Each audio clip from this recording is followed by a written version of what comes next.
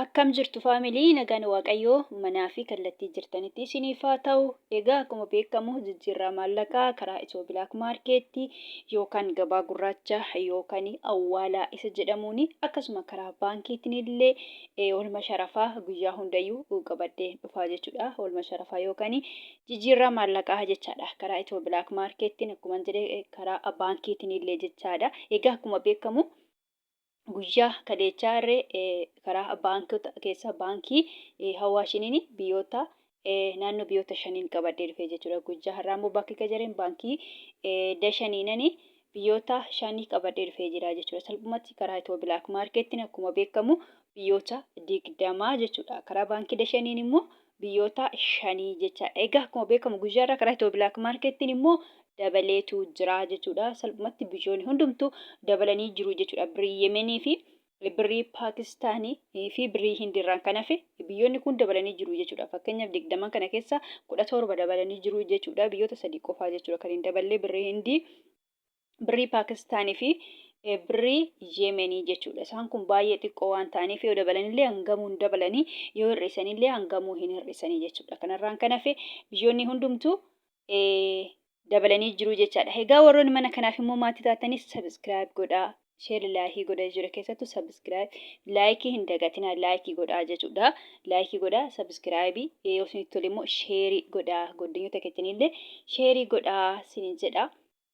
Warroonni mana kanaaf immoo maatii taatanii laayikii fi share hin dagatinaa isinillee sinin jedha. Egaa akkuma beekamu biyyoota akka Ameerikaan doolaarii, Kanaadaa doolaarii, Awustiraaliyaa doolaarii, Hoomarri haala Dubai dirham, Saudi Arabia riyala, Kuwait dinara, Bahrain dinara, Jordan dinara, China yuan, pound sterling, euro, Swiss franc, Turkey lira fi salphumatti biyyoota 20 jechuudha. Amma biyyoota muraasanii maqaadhee jira.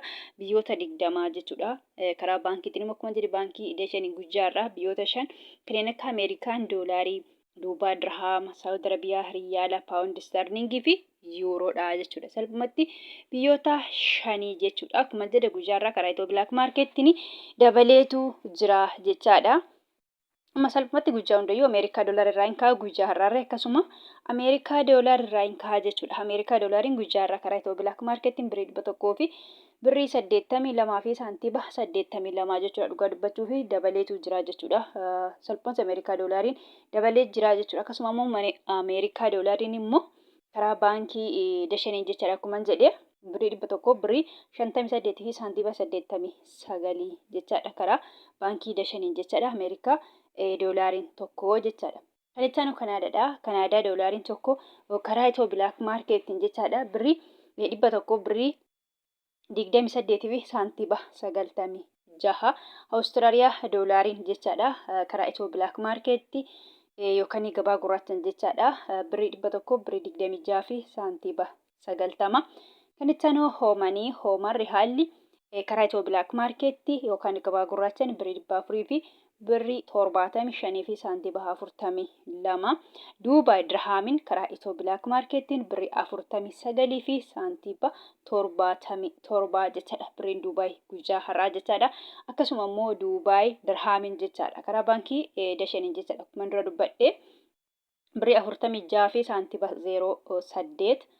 Saudi Arabiyaa riyaalli karaa ethio blak markeettiin birrii 48 fi saantiba 71 jechuudha. Birrii Saudi fi birriin Dubai birrii nama tokko wal caalu jechuudha. Garaagarummaa birrii tokkooti karaa baankiitiin illee ta'e karaa ethio blak markeettiin jechaadha. Akkasuma immoo Saudi Arabiyaa riyaalli jechaadha. Karaa baankii dashaniin jechaadha. Birrii 45 fi saantiba 11. Kuwait dinaarri karaa ethio blak markeettiin jechaadha. Birriin Kuwait illee guyyaa har'aa dabalee jira. Birrii 500 fi birrii 90 fi saantiba 44. Bahrain dinaarri karaa ethio blak markeettiin birrii 400 fi birrii 84 fi saantiba 68. Jordan dinaarri karaa ethio blak markeettiin birrii 200 fi birrii 57 fi saantiba 85. China yuaniin karaa ethio blak markeettiin birrii 26 fi saantiba 89. Kan itti aanu paawundiidha. Paawundi sterlingiin karaa ethio blak markeettiin birrii 200 fi birrii 44 fi saantiba 91 jechuudha. Paawundiin illee dabaleetu jira jechuudha. Akkasuma immoo paawundi sterlingin karaa baankii dashaniin jechaadha. Akkuma dura dubbadhee birrii 200 birrii 12 fi saantiba 48. Kan itti aanu yuuroodha.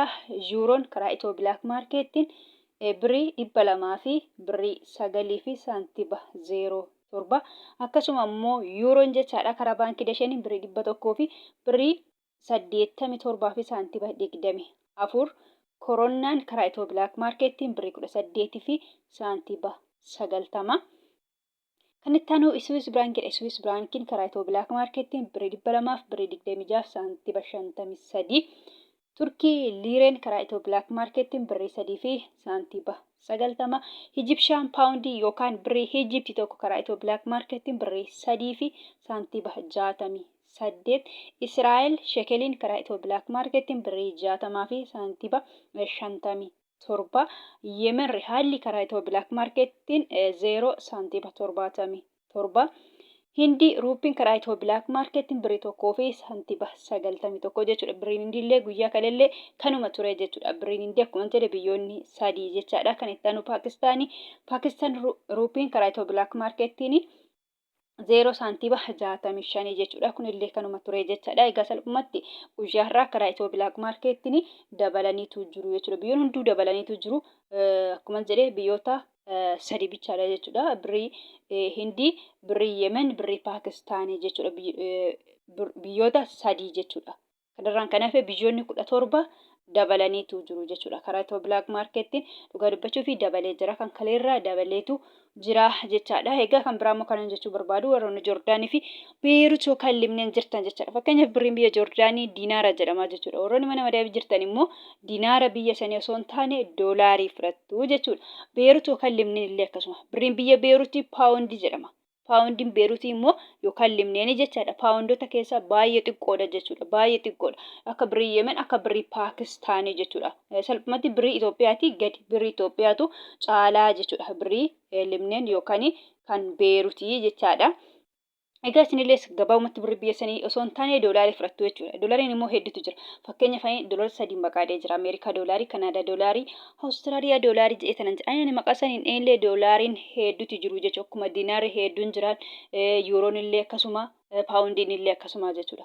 Akkasuma doolaariin irra hedduutu jiru jechuudha. Salphumatti doolaarota keessaa Ameerikaa doolaariidha jechuudha. Warroonni Joordaanii fi Beerut yookaan Libneen jirtanii Ameerikaa doolaariidhaan irra eeggattu yookaan saabbattu jechuudha. Fakkeenyaaf karaa ethio blak marketii yoo argattanii jechuudha. Dura dubbadhe birrii 100 birrii 82 fi saantiba 82 jechuudha. Kanaan irra eeggattu jechuudha. Malee birrii biyya sanaa hin ta'u jechuudha. Karaa baankiitiin immoo yoo argattan akkuma dura dubbadhe baankota keessaa baankii dashan immoo yoo argattan baankii dashaniin immoo jechaadha. Ameerikaa doolaariin tokko akkuma dura dubbadhe jechaadha. Birrii 100 fi birrii 58 fi saantiba 89 jechuudha. Kanaan irra eeggattu malee salphumatti birrii biyya sanaa hin ta'u jechuudha. Akkuma dura dubbadhe warroonni Joordaan jirtanii diinaara biyya sanaa miti. Beerut yookaan Libneen immoo paawundii biyya sanaa miti jechaadha. Asirratti birriin biyya Joordaan yookaan diinaarri biyya Joordaan jechaadha. Ameerikaa doolaarii hin caalaa jechuudha. Haa ta'u iyyuu malee waliigaltee daldaltoota biyya sanaa fi biyya keenyaati jechuudha. Maaliif birrii biyya sanaa osoo hin taane Ameerikaa doolaariidha jechuudha. Isaan irratti waliigalanii malee birrii biyya sanaa miti jechuudha. Birriin biyya sanaa garuu baay'ee guddaadha. Diinaarri biyya Joordaanii Ameerikaa doolaarii hin caalaa jechaadha.